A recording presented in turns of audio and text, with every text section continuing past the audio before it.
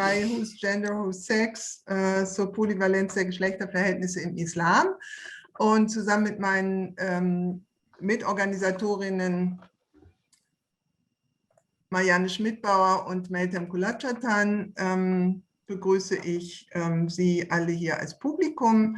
Ich möchte Ihnen kurz sagen, wir werden jetzt gleich auf Englisch übergehen.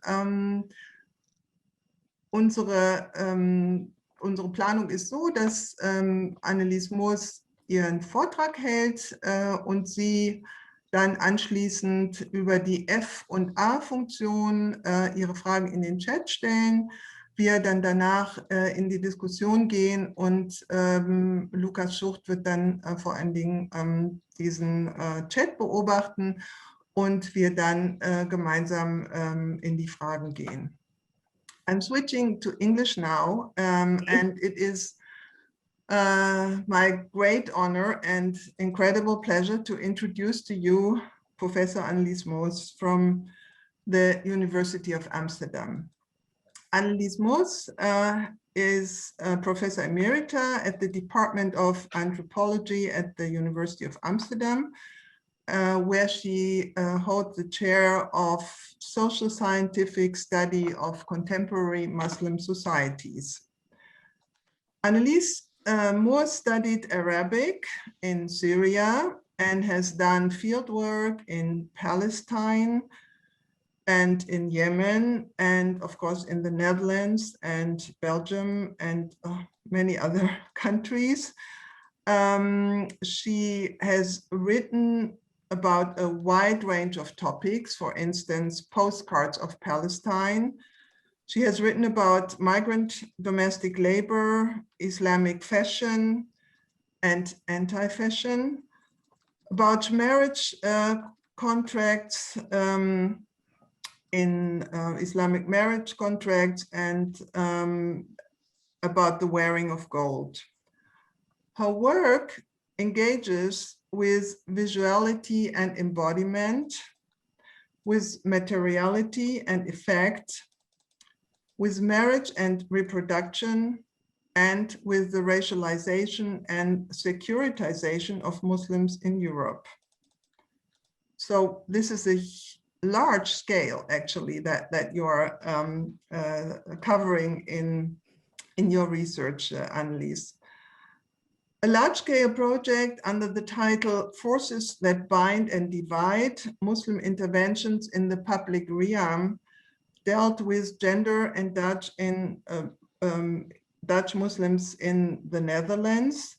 And her most recent research project, for which she received a very important grant, namely the advanced grant from the European Research Council, was entitled Problematizing Muslim Marriages, Ambiguities and Contestations.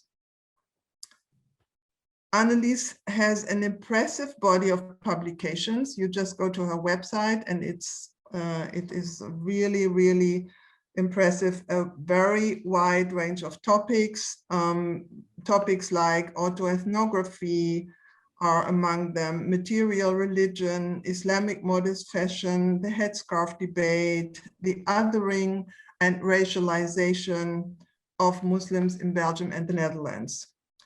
Most of her publications are in English and many are open access. Among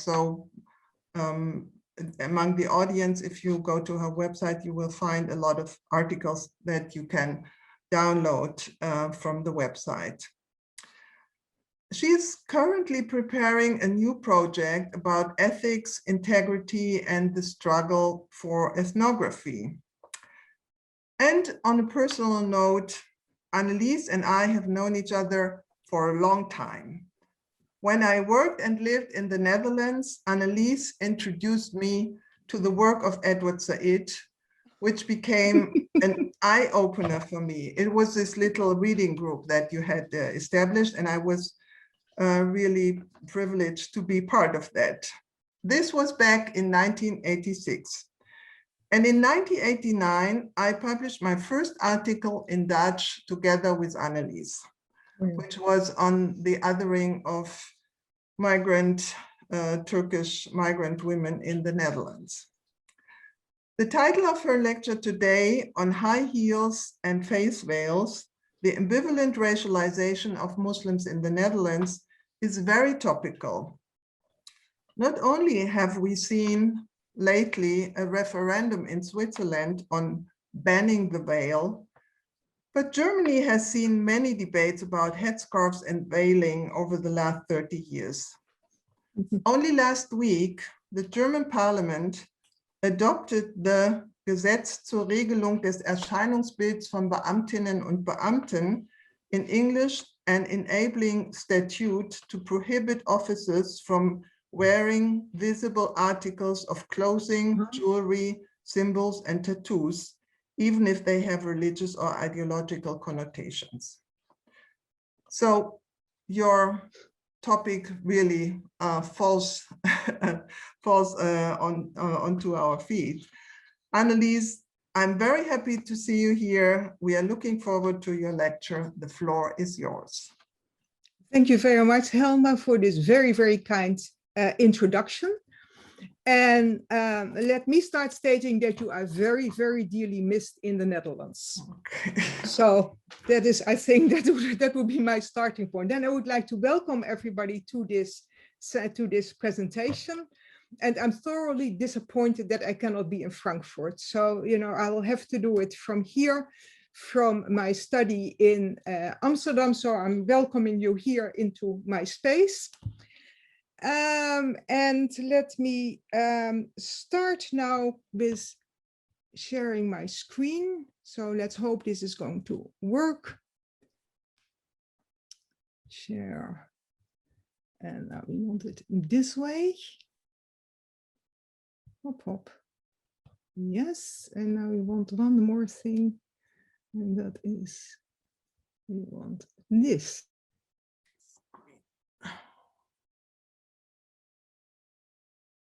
I will be very thankful if this is going to work now.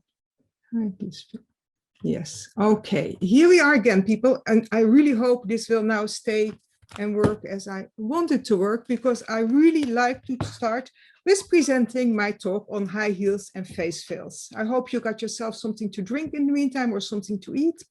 Anyway, so what I want to start with, a brief vignette, which I call High Heels and Face Veils. And it is a television debate which took place in July 2019 in the Netherlands, very briefly before we had this partial ban of face coverings in the Netherlands implemented.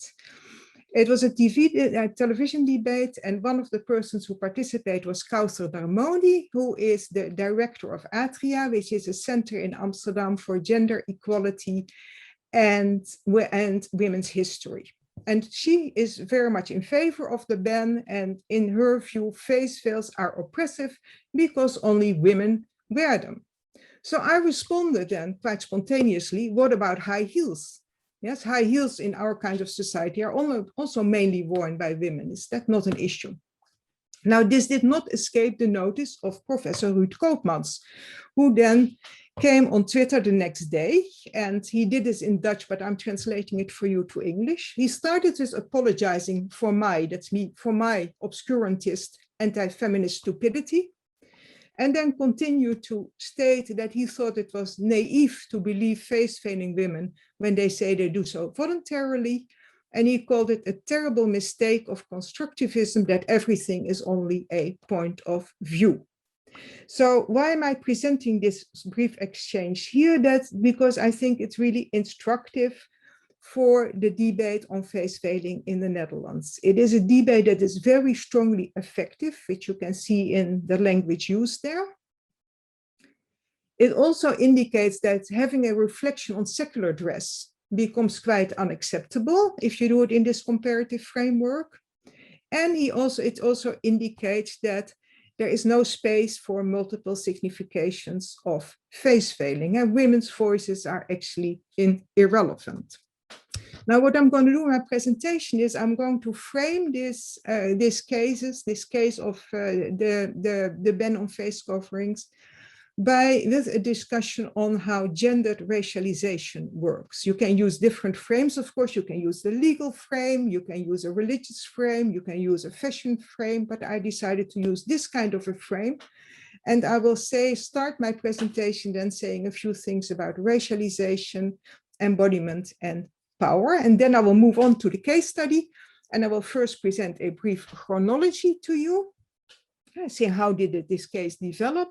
Then I will focus on the master narratives of women's oppression, of the face veil as a threat to security, the issue of it being an obstacle to communication and a hindrance to integration. And by doing so, I will show the tensions between the narratives, these master narratives, with the narratives of the women themselves. And I will end with a brief note on the effects of the 2020 obligation to wear face masks in public transportation in the Netherlands.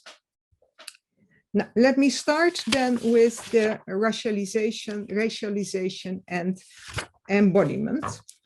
I use the term racialization to point to a particular process. And the process I'm referring to is a process of sorting, a process of categorizing, and a process that's also often a process of dominating and excluding particular sections of the population on the basis of their religion, race, or culture. Now, I realize, of course, that these terms, race, religion, and culture, are in themselves contested concepts. The concept of religion, as Talal Asad has explained to us, is a concept that has the way it is, definitely the way in which it's used, it's a concept that has a very strong Protestant Christian element to it. It refers often to an internal state of being through a personal belief system and not something that is communal and carried into the public. The category of race is, of course, highly contested. We are one human race, but the category of race also keeps popping up once in a while.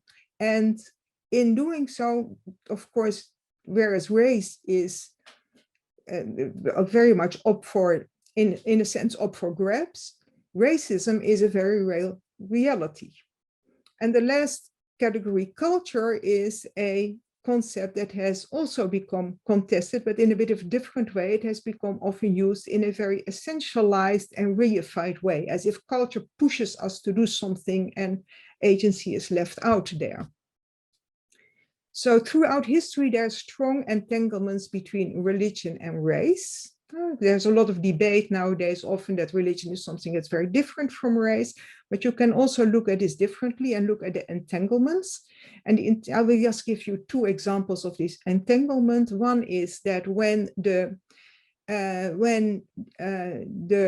Jews and Muslims had converted to Christianity in Spain, they were nonetheless, in the early 16th century, they were nonetheless expelled from Spain in spite of the fact that they had to be converted. So actually it was impossible to shed your previous religious allegiance, which shows how strongly religion was racialized. Another example is, a 19th century example is the category of the Semitic, where Gil Anidjar has, of course, written extensively about, which makes the difference between people speaking Semitic languages and people speaking Indo-European languages, which goes together with particular racial categories and with particular religious categories. Post-World War II, which actually I should say post-Holocaust, the notion of racial superiority became very much disqualified, became unacceptable.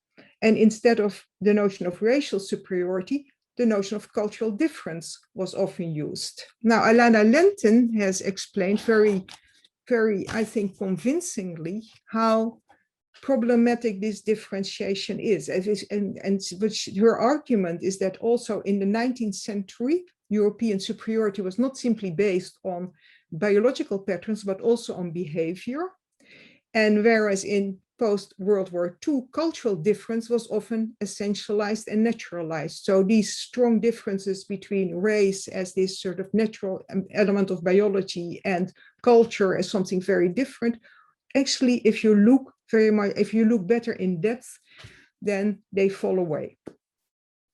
Now, of course, when we bring in these terms, embodiment comes in as a process, and I would use embodiment as a particular process, embodiment not as natural, as something that is natural given, but it is context dependent. And I will just give one example, and that is the shifting boundaries of whiteness. Whiteness in the United States, for instance, was invented in the late 17th century and was then, at that time, it was invented to replace as a category of natural superiority over other people. And it replaced in that time categories that were different, that were either national, so Englishmen, people would identify either as, for instance, as an Englishman or as a Christian. So they used these categories. The category of whiteness was a new category, which actually replaced the religious category at that time, because of the fact that there was this debate about whether converted slaves were actually, as Christians, could be held in lifetime enslavement. So there was a very strong intertwinement with these economical interests. And if you look then at what the term whiteness means through time, how it shifts through time, then you see that in the late 17th century, it only referred to Anglo-Saxons.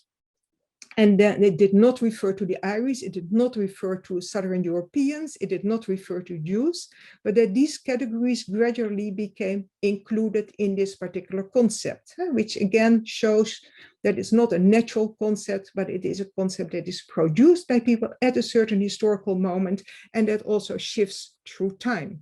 It shifts also through processes of habituation that accumulate and that become then internalized.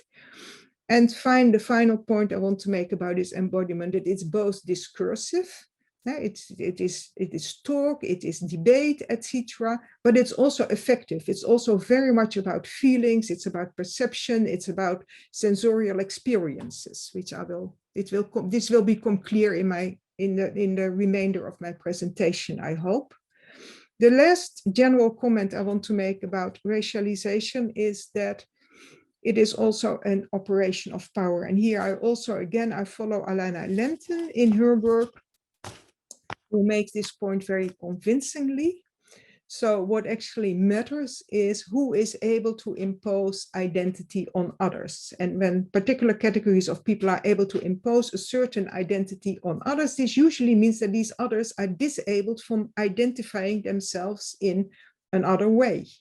So whereas if we now think about identity politics, we often think about just subaltern groups, women, Black people, etc., getting involved in identity politics. What we actually should realize is that identity politics is also something that is very strongly imposed on us from above, which divides us in categories that are either unmarked or that are marked categories.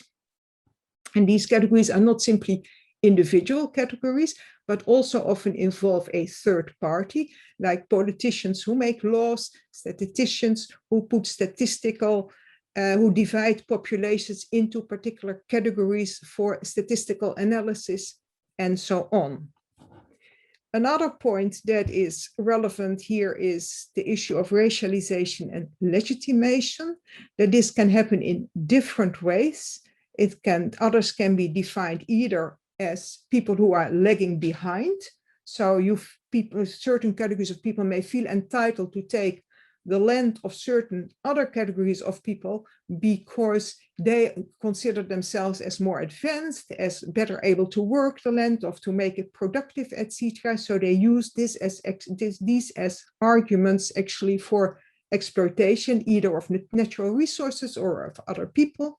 Or they can be seen as competitors, which is a different sort of mode of othering, and different mode of racialization, which often brings up resentment, and which often then leads to processes of exclusion, expulsion, and even extermination. So the competitors, you can think, for instance, about Jews in Europe, you can think about the Chinese in Indonesia. It's a very different way in which people then become racialized, which also has different consequences. And finally, racialization is also a layered process. So we can see also internal, there's categories who are racialized themselves. For instance, Muslims also become then subdivided again in acceptable and unacceptable Muslims. Again, categories with unstable boundaries and which are context dependent. In certain contexts, for instance, Sufi brotherhoods were considered as highly unacceptable. That were, for instance, the brotherhoods that resisted colonization. In other settings, Sufi brotherhoods are considered as the quote-unquote soft, moderate form of Islam. So these boundaries are also depending very, or these categories depend very much on particular contexts. So let me now move over to the topic of face veiling. Here we are. Face veiling is a particular practice, but of course it's not simply a practice. It's a practice that has become problematized, but a practice is never naturally a problem, right? It becomes turned into a problem by certain actors who pose it as a problem, make arguments why they consider it a problem, and provide or come up with certain solutions. So if we look now in the Netherlands, then I think before we even want to look at the face veiling debates, we have to see that we have already two processes that involve Muslims. One process is the Islamization of Muslims, which is something different from what you may think now. And the other process is the problematization of these Muslims. With the Islamization of Muslims, I mean that we have a long-standing, of course, we have the colonial presence of Indonesians in the Dutch Empire, but coming to more recent terms, it's labor migrants from Muslim majority countries. But these people were in the beginning, when they came to the Netherlands in the late 60s, early 70s, they were not labeled very strongly as Muslims. They were labeled as guest workers. They were framed in terms of their labor. Then gradually they become ethnic minorities when it was evident that they were going to stay in the country. And then, especially after in the 1990s, they became labeled as Muslims. So it's not natural that you label certain people in a certain, I mean, what I try to say here is that through time, people from Muslim majority countries who may be defined as in national terms, who may be defined in terms of their labor, become increasingly strongly defined as Muslims. And simultaneously, the fact that they are Muslims becomes then also a problem. So they're also problematized in that way. And the context is, of course, the struggle between Islam versus Europe, which we see emerging in the 1990s, the war of terror, and the anti-Islam politics that become increasingly present in a host of parliaments also in Europe, and in the Netherlands is quite a strong case for that.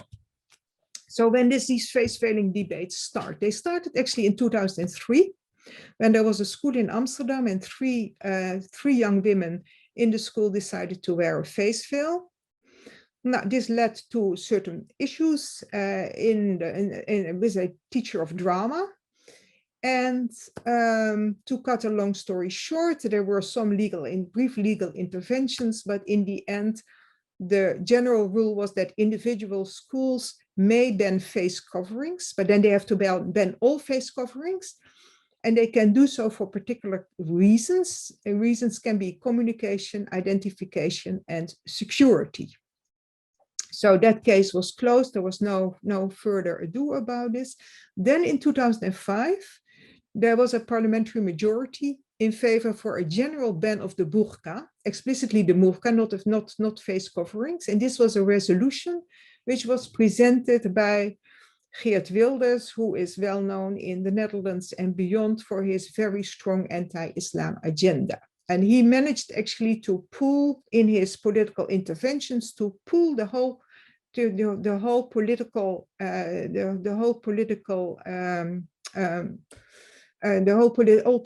parties in the direction in a more right-wing direction, because all these parties were concerned about losing votes to him. Now, Wilders had his resolution, but we also still have a constitution in this country. So it was this resolution was deemed unconstitutional because it was direct discrimination on the basis of religion. So many other attempts were made. There was an oscillation between attempts to have a complete ban of face veiling in the whole country, like we have in France and in Belgium, or a partial prohibition. And on 1 August 2019, a partial ban on face coverings was implemented, and it's valid in public transport, in the health sector, in the educational sector, and in all public buildings. So whereas it's called a partial ban, you will notice that this is quite a large part of a person's life. Now, is this now a way of differentiating between Muslims versus non-Muslims? So is this a racialization of Muslims as a general category? I would not say that that's not the case. Let me say it briefly. We have a very small number of Muslim women who actually wear a face veil. The estimation is between 150 and 400. And moreover, they do not produce, they're not involved in any kind of particular problem.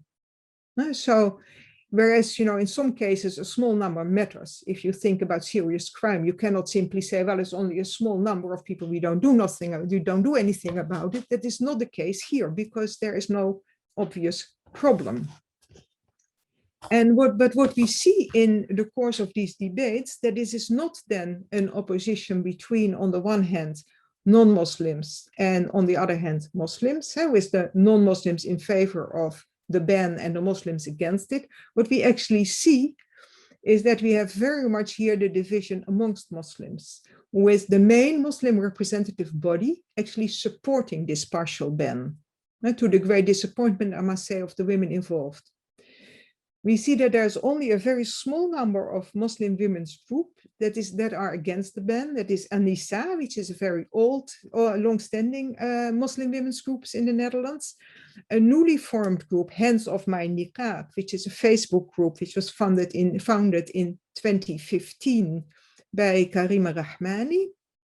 And there is also another group that was founded in the same year, Report Islamophobia, which also very strongly came out against the ban and actually produced a report about all sorts of incidents that have taken place since the ban was implemented. So note that also some left-wing political parties were in favor of the ban, so it's also not simply a right-wing, left-wing division. But what we see actually after the ban is implemented, we see a very interesting emergence of a form of what I would call intersectional activism, where we see that niqabi women, become much more active because they are very much confronted with this ban. They organize a protest, they organize other Facebook groups. We also see another initiative which is called the Burqa Buddies.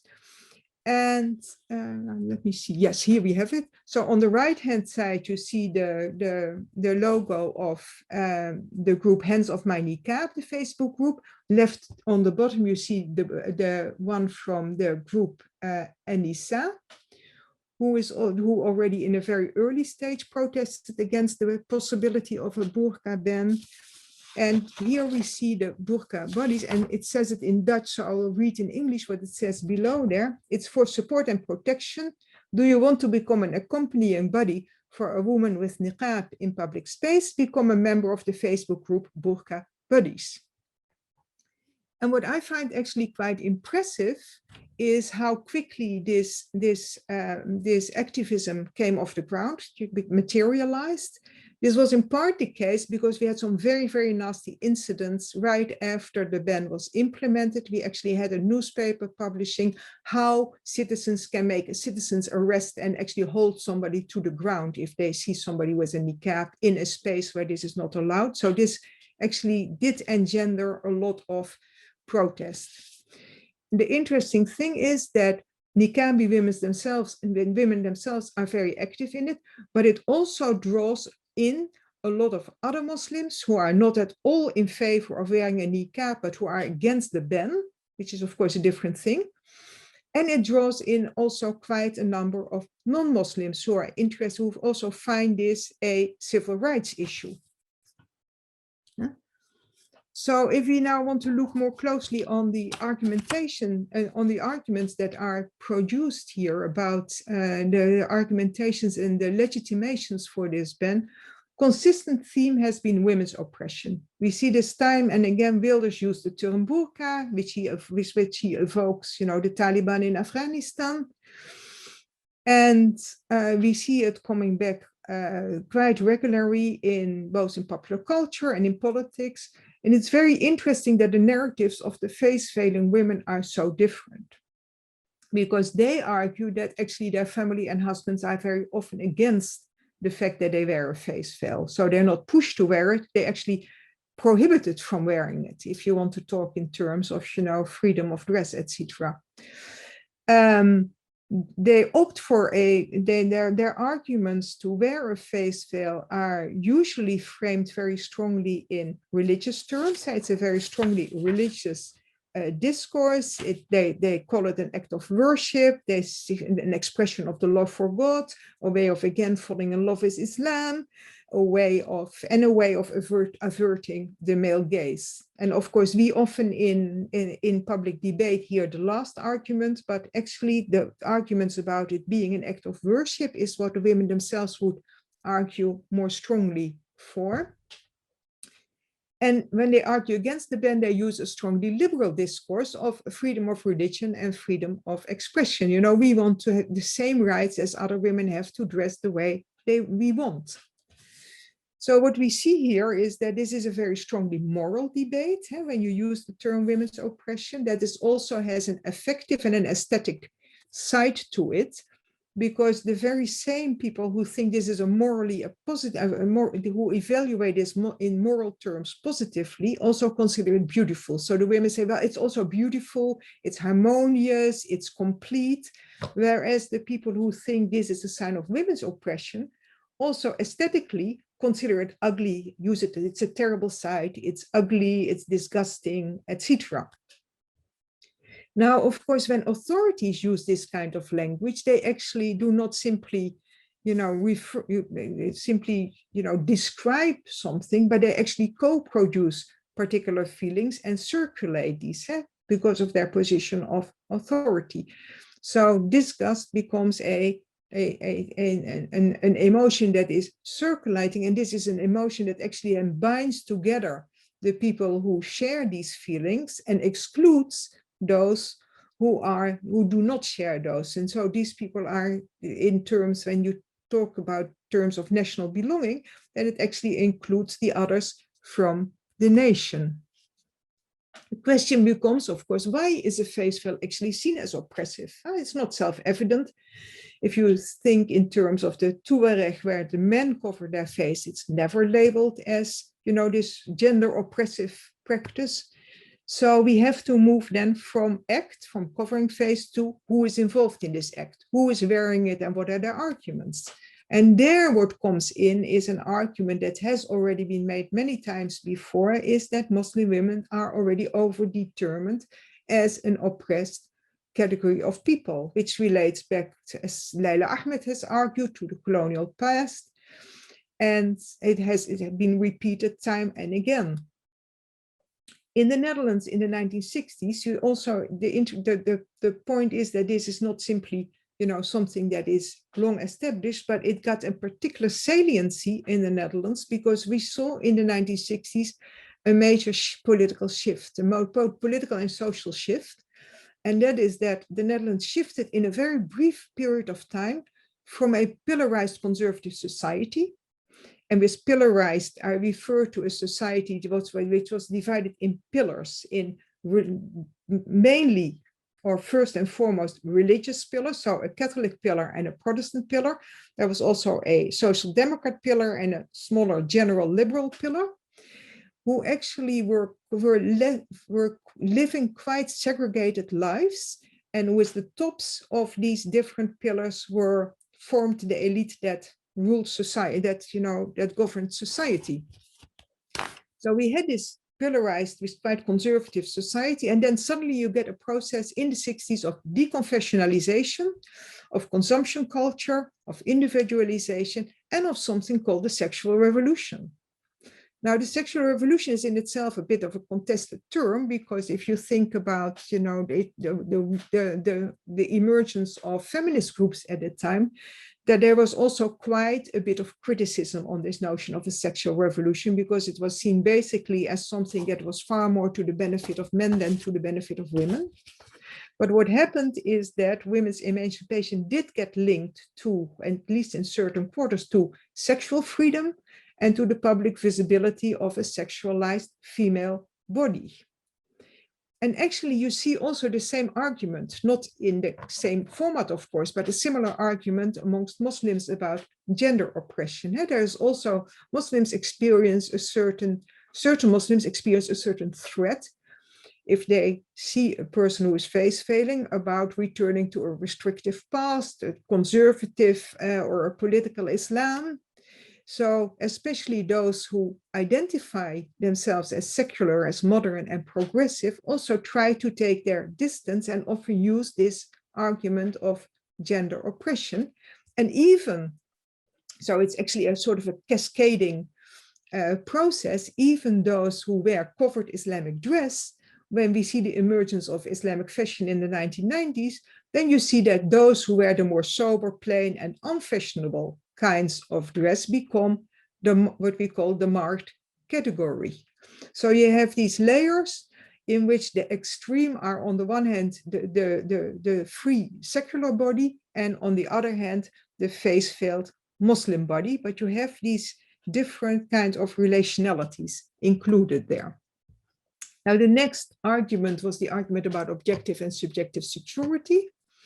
Face veils seen as a threat to security. It was already the case in 2013, and it's also the case in the later law proposals, which we have to see, of course, again in the context of post-1989, where the red danger, with the fall of the Berlin Wall, the red danger is then replaced by the green danger.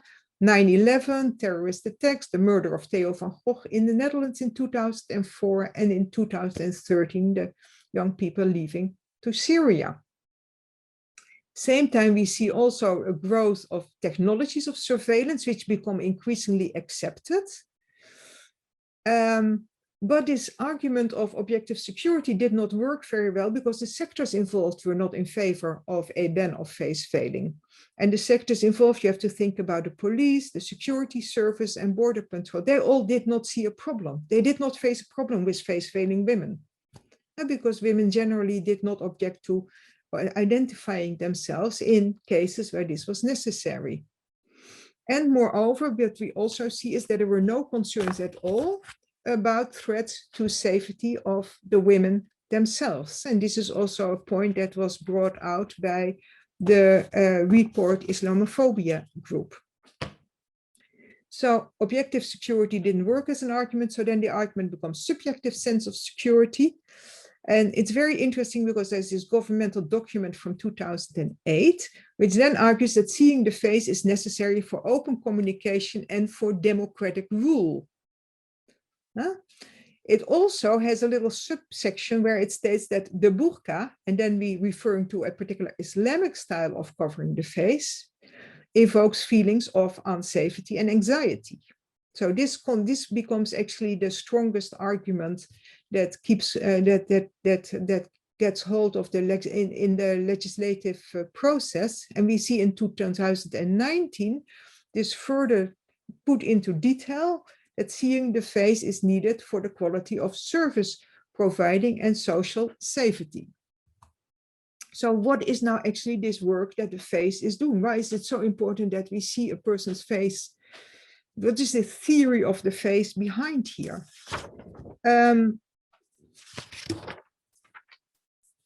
What we see is that there is a particular notion about how the face is supposed to express emotions, feelings, and in one's inner state of being. And this seems to overlook the idea that this never happens unmediated. Visual language is also learned, And the face is something that reveals, but it can also conceal. So it's quite tricky if you simply go and look at a person and think that then you really know their inner state of being. So the other point is, of course, if this would be the case, should all feelings be made public? Thus, is our public sphere becoming a better democratic public sphere when we all express all sorts of emotions very directly? Would this also be the case for negative emotions such as anger? No, I don't think so. Furthermore, dressing styles and body languages also matter. It's not simply the face, it's a person's complete appearance in the public. And here what we witness is that what for some people may be a dressing style which is very nice and pleasant and neat, and it's a good, it's a sophisticated way of being present in the public, may be quite intimidating to other people. So it also depends very much upon one's positionality, what you do find a quote unquote pleasant presence in the public or a less pleasant presence. And finally, if you look, for instance, to the educational sector, it's really quite strange to demand these facial expressions to be present there, because what matters in education, one would think, is a sort of a classical Habermasian argument of the strength of the argument. It's not the way people appear in the public. It's not, their visuality, etc. But it's the argument what matters. So students should be judged on the strength of the argument, their presentation of the argument, and the way in which they can be convincing or not. And if a person wearing a face veil can also do this, I think it's quite problematic then to define this as outside of the bounds of good education. So what my argument would be here is that it's not the face veil itself, but it's the discomfort with the face veil that hinders communication. And what is, I think, the most sensitive point here is that what we are actually witnessing is that we have a category of women who are defined as oppressed, but who at the same time refuse to be saved. They are provocatively present in the public. So they are on the one hand oppressed, and on the other hand, they're considered a threat. So there is this dissonance which actually produces a strong sense of discomfort. And this is, as it were, doubled by the effect of the materiality of the face veil. That is, that the women can see, and the others cannot see the women, not to the same extent as they can, as is the other way around.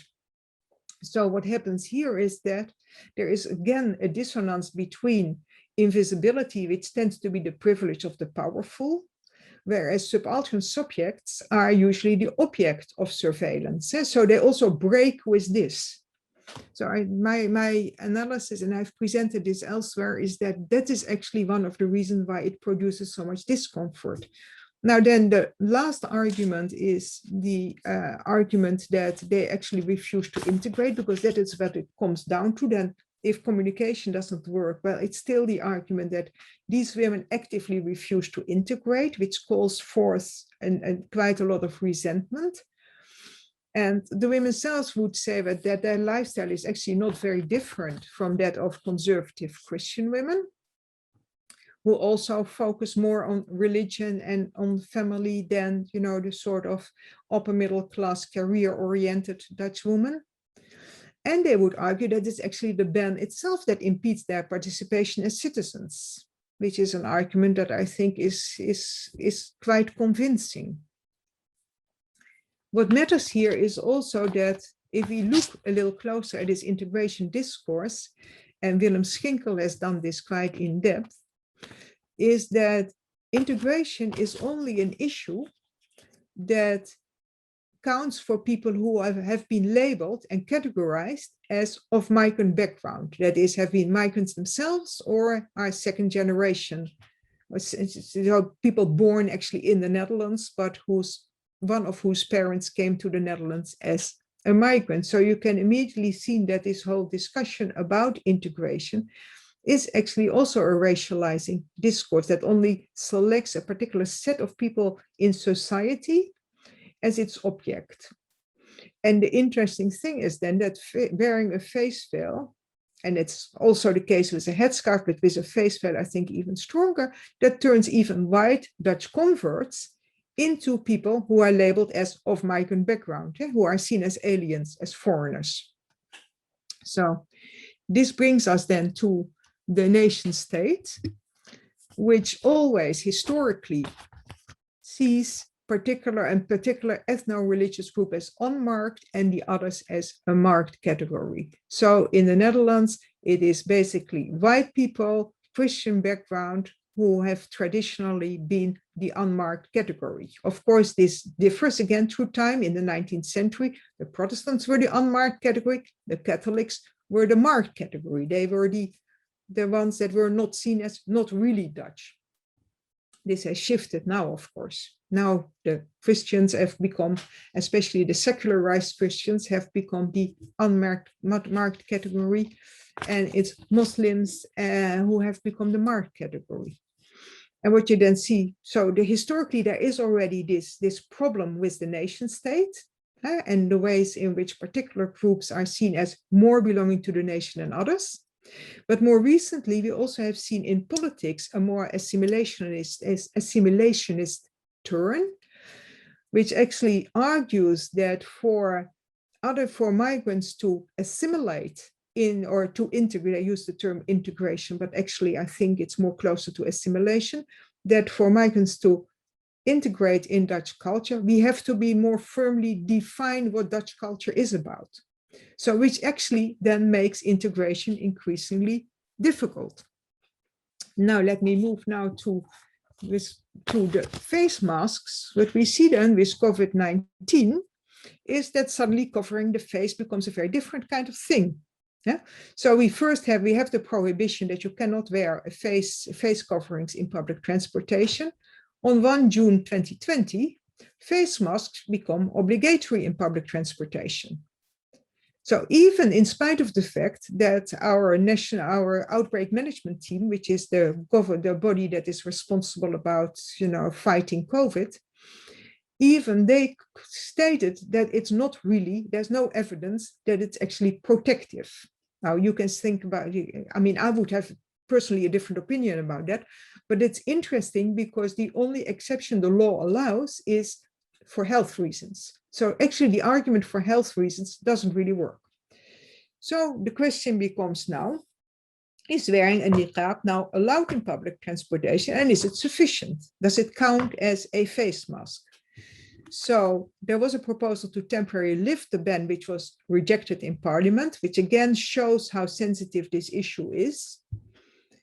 But at the same time, the niqab became tolerated by the public transportation sectors, but it became still contested sometimes at street level, which means that the official public transportation, people in charge of public transportation said, we will tolerate it. It's not an issue now at this particular moment with COVID.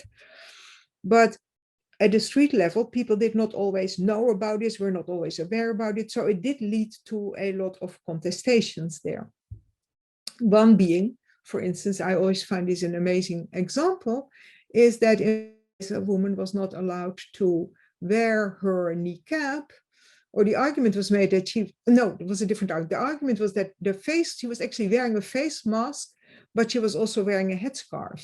And the face mask, I think, was black, and the headscarf was also dark. So actually, she got into this whole discussion that she was not allowed to wear this because it looked as if she was wearing a niqab.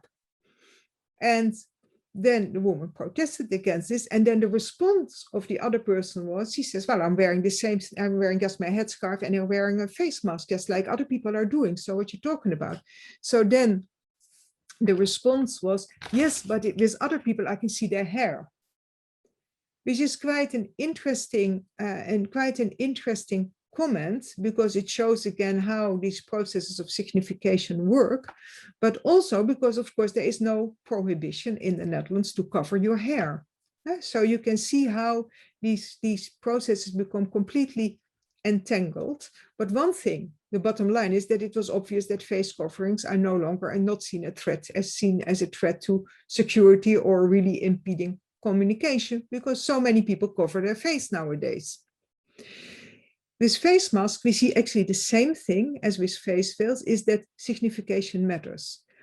people who actually consider wearing a face mask as a sign of care for others consider it a positive way, do not talk very negatively about wearing a face mask. They may not like it very much, but they generally signify it, give it a positive meaning.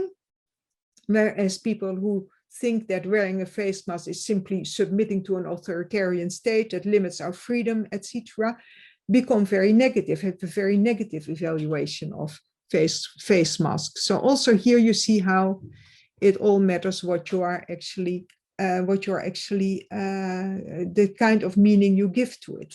Well, this is a door which is interesting because it says, please wear a face mask and prohibited to wear face coverings. This is a strong visual image, I think. And in conclusion, I would like to point to the ambivalence then of processes of racialization. How it works depends very much on a particular practice. If we are talking about face veiling, we bring in a whole discussion about the position of women. If we were talking about mosques, a whole discussion the discussion becomes about a discussion about urban space, etc. Sounds become much more important. With face veiling, it's the visual that becomes really a crucial element. So what we see is that it is a very face veiling emerged after 9/11 in the Netherlands as a problem. It's a strongly gendered, it's a very strongly gendered form of racialization. It's a public presence of the female body that's a problem. And it's strongly relational, which I have explained when I pointed to the two most extreme oppositions that are produced, the free secular body versus the oppressed Muslim body. It's also multi-layered. It's also, the boundaries are not simply between non-Muslims on the one hand and Muslims on the other hand, but also good and bad Muslims, forms of internal racialization. So categories that are racialized themselves also engage in racializing others. It's ambivalent because those racialized are both labeled as oppressed and as a threat, as self-confident and participating, then they become actually seen as a greater threat than when they were simply seen as victims. And it's both a rational debate, a debate about arguments, and a strongly effective language is used, and strongly effective language that actually produces secular passions, because we usually relate passions to religion and rationality to the secular, but here we can see how strongly secular passions are created and what we have to do then to better understand what is going on. We don't only focus on the act, but we need to include the actor and the motivations of the actor. So again, signification matters. Finally, what about high heels? That's where I started with. So is the comparison with high heels now really outrageous? Well, some people said, because this high heel thing also continued for a bit, that it is self-evident to consider high heels as a sign of energy, of usefulness, it's fun, it's erotic, etc. So, to see it in similar as to the oppressive Muslim face veil is really problematic because it's a secular act and it's freely chosen. But then, and that is how I got to the high heels actually, is because Brennan wrote this book, this cultural history about the high heel. What she writes about this in this cultural history is how high heels are limiting women's freedom of movements and are highly uncomfortable. How in certain fields of employment, for instance, wearing high heels is actually obligatory. And even if you consider it as a fashionable thing, then is it necessarily positive? Because we also are very much submitting then to the force of fashion. So the whole idea of secular and free chosen falls apart when you look more closely at this cultural history of the high heel. So in other words, also, just like face veils, also high heels are signified in divergent ways. They can be viewed positively, but they can also be viewed negatively. Thank you very much.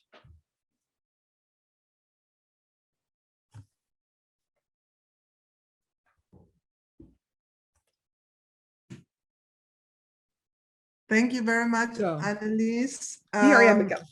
Wonderful that you could come back and give us this very, very breathtaking and really incredibly rich lecture. And I'm really happy that that this all came together. And I'm sure there are. I already see a couple of questions. My question would be actually maybe I take my privilege here and ask the first question. I found it absolutely amazing when you brought in the COVID situation about the face masks. So I heard that in the Netherlands there was much more anti-face mask discourse than, for instance, in Germany. And the effectiveness of the mask was, you know, was questioned. But I just, you said something about this, the question whether the face veil would be allowed or accepted as a form of mask. And Yeah. maybe I didn't get the whole story. Maybe you can say something about that. Okay. No, the question, well, it's why I brought it in is because it's so absolutely, it shows so much the problem with the ban actually, yeah, because the ban actually states it's prohibited to cover your face in public transportation, and the obligation to wear face masks is only valid in public transportation. That's the only place where we need to wear a face mask. So we have a problem there. Now, there is one way of getting out of this problem, and that is saying that it is for health reasons, because that is a legal exception. But then we had these people from the outbreak management team who for a long time insisted that it doesn't have much of it doesn't really, you know, it's not very important for health reasons to actually wear a face mask. And I think the Netherlands were quite peculiar in that, because whereas the rest of Europe was all in favor of wearing some kind of face mask, in the Netherlands, this was not the case at all. So actually, until the last month, it was more public, a particular section of the public that pushed for it, than that it actually came from the outbreak management team. So anyway, so we can also wear a face mask. We can wear whatever we want as a face mask, right? It can be of paper, it can be of cloth, etc. So the question is then, if you wear a niqab, are you now allowed to get into public transportation? Because officially it's prohibited, but everybody else is covering their face, right? So it would not make sense to prohibit only people who wear a niqab. And is it sufficient? Or do you still have to wear a face mask underneath your niqab, as it were, or over it, or whatever? And that, of course, is also quite nonsensical, especially because we are allowed to wear any kind of cloth. And you can actually tuck in your niqab in such a way that it actually really de facto works as a face mask. So that is what the discussion was about. And then so public transport was actually quite, you know, they said, yeah. But then, and it in principle, they didn't have a problem with, you know, women wearing a niqab. So in this case, they didn't have a problem, really not a problem. But they're always individuals, of course. And there is this sort of public sentiment among some people who are very strongly against, you know, women being allowed to wear a face veil in public transport. So they make problems. So there are always people who on the ground then make problems and use different kinds of arguments.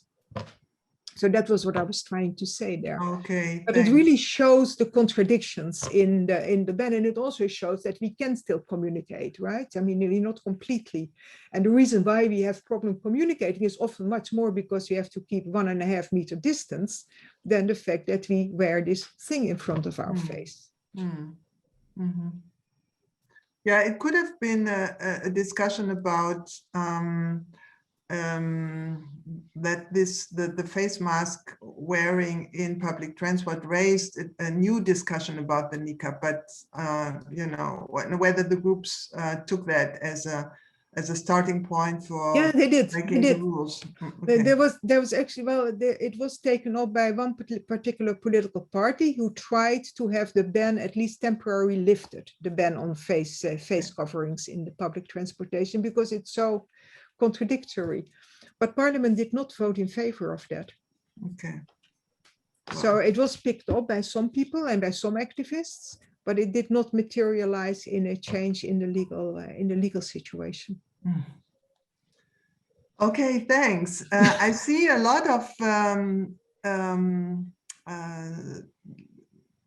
questions or comments in the question and answer. Maybe Lucas, you're watching it. Yes. Have you made a choice? Yeah, I've made a choice, and I think first of all, thank you for the talk. And there was a lot of very, very positive feedback and appreciation for the talk already in the comments. They're highly informative for everyone. So thank you very much for that. Maybe two questions. One is a very short one, and one maybe a clarification, and then another one.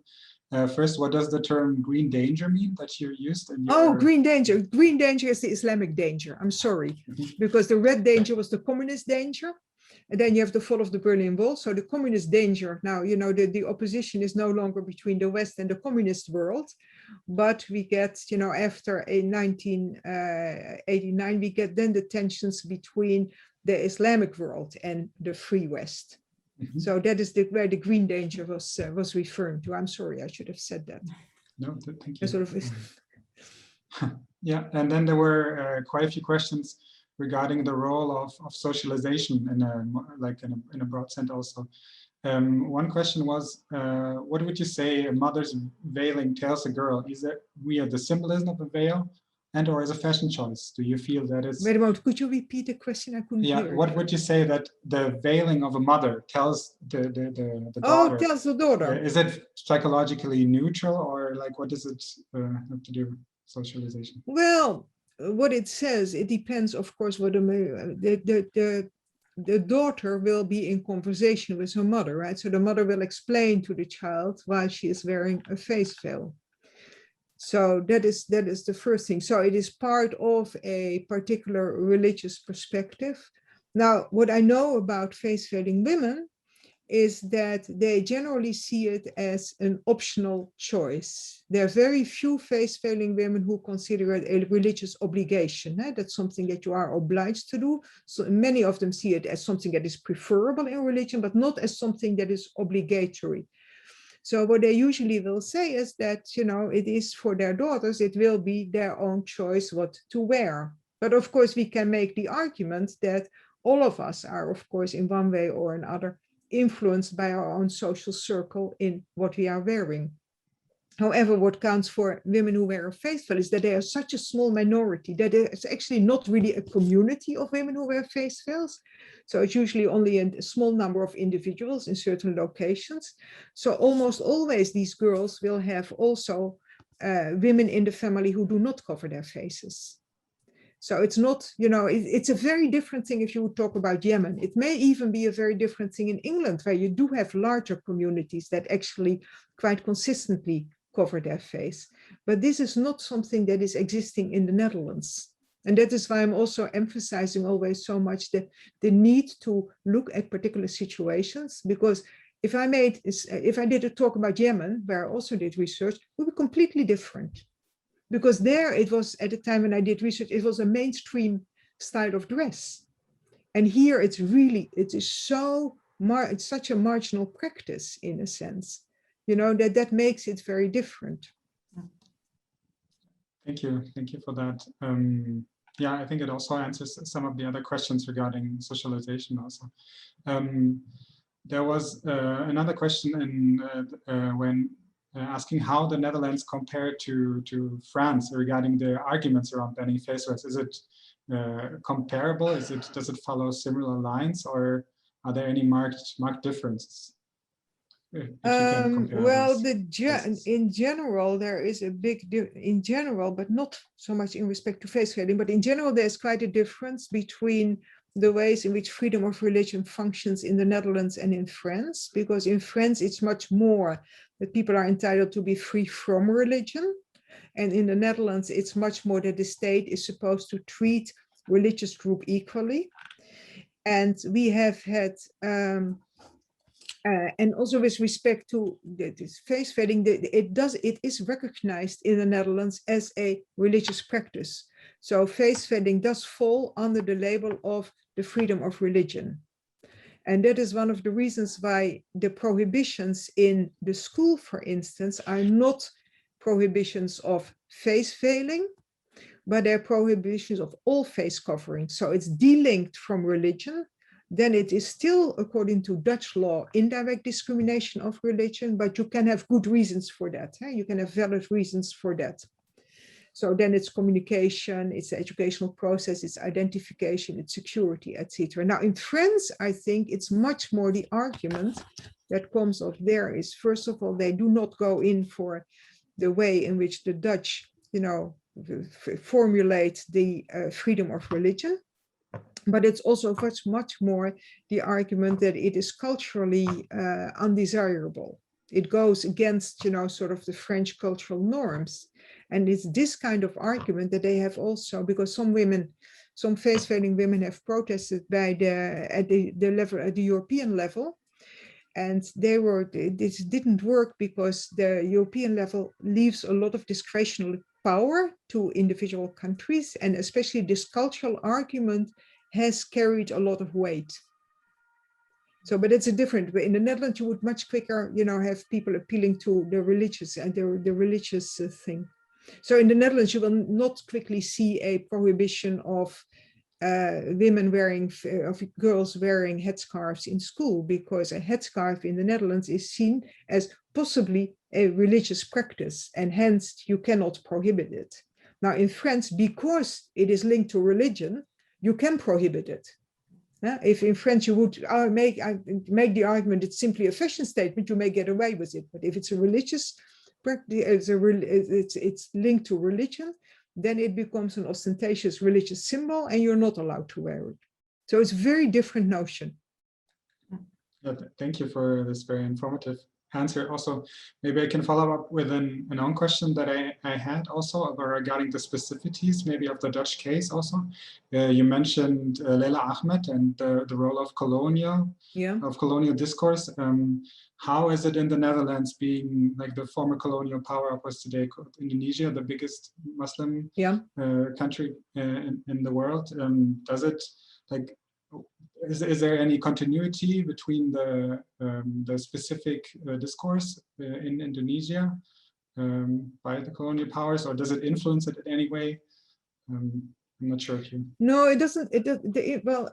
Of course, what you saw in the colonial days is that you had the same way in which the Dutch government dealt or governed Muslims, and that the population that is dividing them between those who were acceptable and who were less acceptable Muslims. So those who had to be, kept under surveillance, and those who were, and that were usually the Muslims who were less, religiously engaged, who were considered as, just part of the general population and were not posing a danger to colonial rule.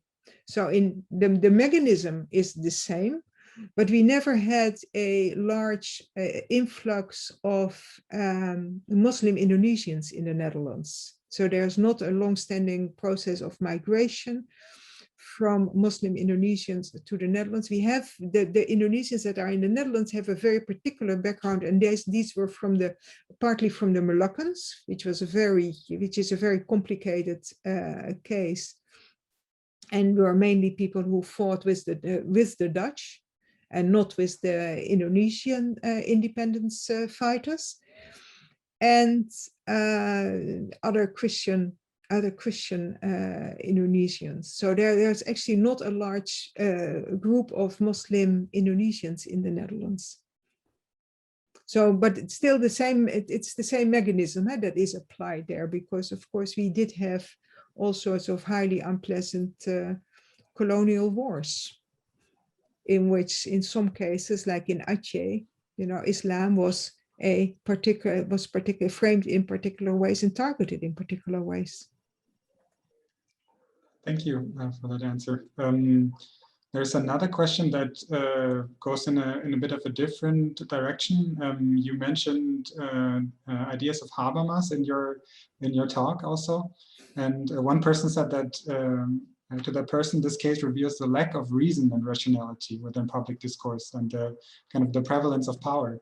And the person wants to know how we could interpret this from Habermas' point of view, this discourse. And well, I'm not a Habermasian scholar, but the one thing that I have always learned from Habermas is that it's the strength of argument that should count and not a person's individual identification. So that is why, you know, especially in an educational setting, it becomes a bit odd to argue that you have to see a person's face to see, you know, to actually rate a person's, whether a person's have gained insight in a particular, you know, field or not. So that is what I wanted to say. But of course, we can see in all these kinds of debates that, you know, there are the arguments, the way in which these arguments are actually affective and affective in sense of emotional. Huh? It is very, very strong. And you see how also our politicians in parliament use, you know, the most, you know, derogatory and unpleasant terms about a face veil.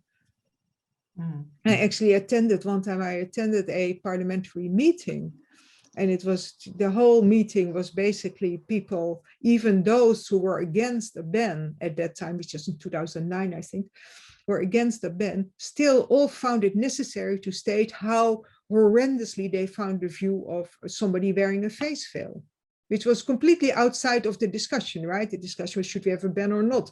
They were against the ban, but nonetheless, they would say, well, I do still think it's a horrible sight. And these are then really people in positions of authority. So I do think that has a particular societal effect and a political effect, of course. Thank you. I want to maybe also open up to questions from the panel of the organizers. If there are any questions by Mariam or Mertem.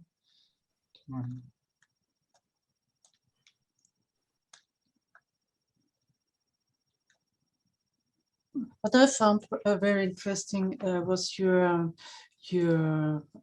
mentioned the in the context of power relations, the invisibility by the veil, and how persons who from a position of power and whiteness, for example, how they get anxious to see invisible as a invisible others. So it's not matter of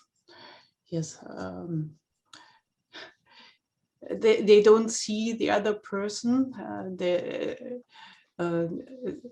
But from I was just asking myself for women, for girls, for the persons themselves, is it a position of power to wear the veil and stay kind of invisible for others to? Oh, that's an interesting question, because they will never say that, you know, their arguments why they wear it are not, you know, because they want to gain power or something. Yeah, their arguments to wear it are strongly religious. But at the same time, they will also argue that it takes a lot of strength to appear in this way in the public, because you get a lot of aggression.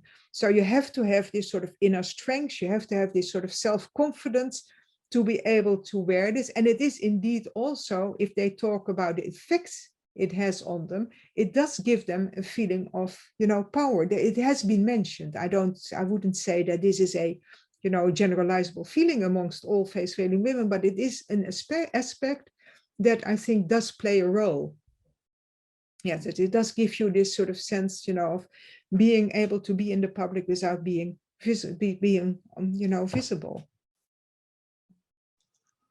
There's I recently also somehow in a position of an observer. Yeah. And you're not being observed in the same way. So it's exactly, if you think about it, you know, who is entitled to survey, to be a surveillant, and who is usually the object, then there is also that's what I thought was interesting. There's always this tension, right? Because the state is allowed to survey, to be, and think about a panopticon. Who is allowed to be seen, and who needs to be visible, and who is allowed to remain invisible. So these women whereas they have been labeled as, you know, being, you know, as oppressed, as victims, as outsiders, etc. They nonetheless are able then to take up this position of this invisible, of the invisible power, as it were. And I think that is also what creates a lot of discomfort. There's another question on a different topic that just also came in.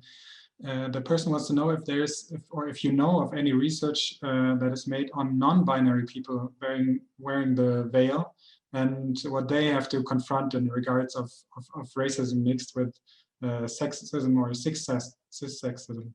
If you know anything about that. I have not, no, I would not know. I simply don't know about it. That's the only answer I can give. Okay. Yeah, thank you. Just wanted to look forward. And then there's another, which is more of a comment on the case. Maybe you can also say something about that.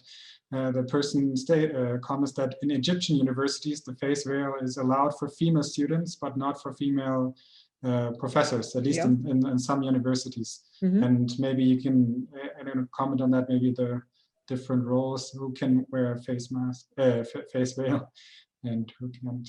Yeah, I think it probably has to do very much with the different function that people hold. Although I also know that some Egyptian universities do prohibit wearing. I mean, there's I think officially there is a line that it is prohibited. I'm not sure how widespread it is, but I know also that it's in many universities that this rule is not applied.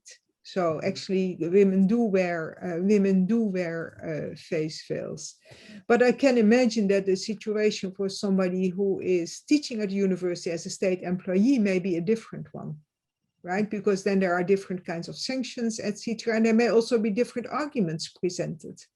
And because the argument presented could be that it's to have a teacher who covers the face is more difficult, is in a sense more problematic than having students who cover their face. I could see that an argument can be made there. But maybe I also think Meltem has a question. Yes, but just a little one. First of all, thank you very, very much for this insightful speech, and also the ideas of, yeah, well, they're still in the background. I'm asking to myself, I'm wondering, and I'm asking to myself if there are any similarities, like the study of Agnès Foyer in France. She scrutinized that the ban of the niqab in France, especially, well, empowered women to a kind of radicalization. And for example, they said, okay, the niqab is banned, but we will still wear the niqab, even if we have to pay money, etc., etc. Okay, yeah. Mm-hmm. Are you witnessing something like that in the Netherlands too, or isn't it or is it completely different from the case in France? Okay, I see what you mean. Yeah, it's not so much that we will wear it then at these particular sites, although women just simply go on public transportation because they know, also previously, because the problem was that all these sectors, the educational sector, public transportation, the health sector, etc., they were all not very much invested in this ban. They didn't ask for it. It was this political game, as it were, you know, why this became a ban. It was not because there was a real existing problem on the ground, except for the one school. There was not a real existing problem on the ground why this ban was implemented.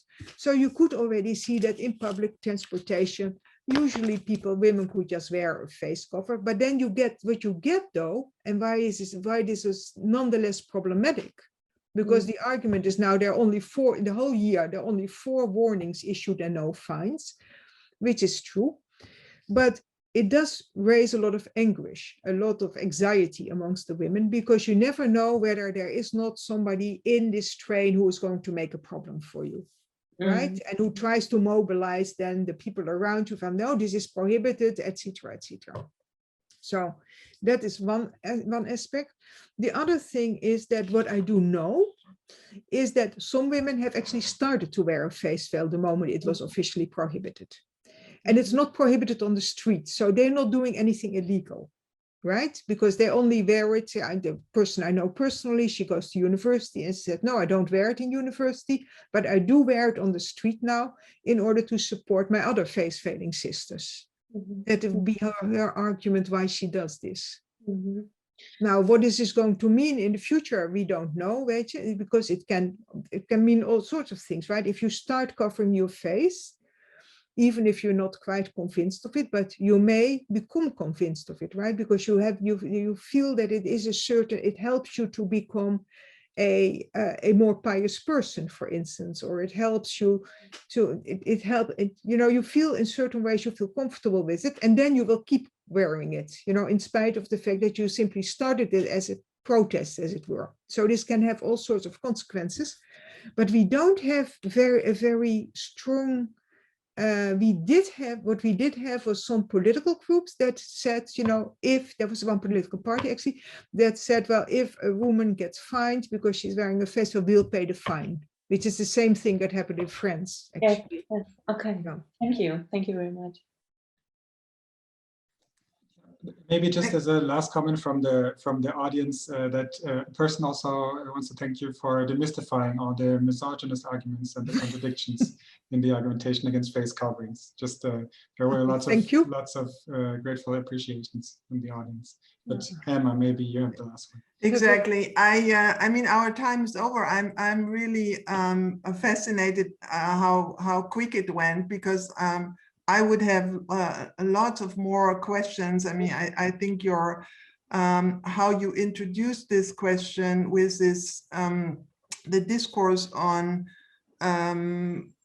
coloniality and the racist discourses and their history, that alone would need another hour, I think, to talk about this, and how also and this is, I know this from my own experience in the Netherlands, and it's the same in Germany, that culture has become the hiding place for race. And this is also nothing much new, because somebody mentioned Habermas, but I would mention Adorno, and he wrote that in 1956. So it's not so much in that way. I would think, I mean, you really hit the button there to analyze process of othering and racialization.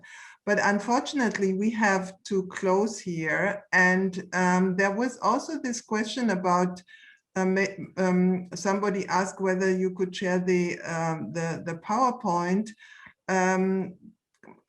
You can make up your decision later, but because this was all taped and it will be on the website, on the Cornelia Goethe Center's YouTube channel within the next couple of days. So I think people who would like to see the PowerPoint also can go to the YouTube channel. Okay. Thanks very much, Annelies. This was really a lot of thought, food for thought, mind-boggling in some ways, bringing together it was a bit much, maybe. Post-colonial, decolonial theory. No, it was fantastic. So I think we got a lot of food for thinking this through for the next weeks, and thanks a lot for being with us. It would have been much better to have you here in present, but times are complicated, and this is the best way we can still keep the conversation going. Thank you very much. Thank you, the audience, for being here, for asking interesting questions. Have a great evening and come back next week. So thank you very much, Helma, and thank you very much for the audience who did not all leave en masse when the whole when the screen went blank. I'm quite impressed that everybody kept hanging on here. Thank you. Thank you. Thank you.